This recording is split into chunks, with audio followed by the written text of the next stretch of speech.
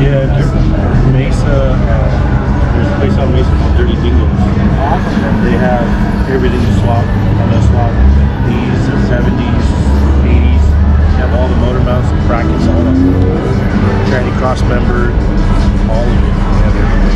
Bare metal, powder coated. So I just ordered the mount kit and the tranny cross member kit. Fit right in there. I just cut the frame just a little bit off the side. Yeah. Just barely notched the frame a little bit so the exhaust can fit. That's it. Everything else is good.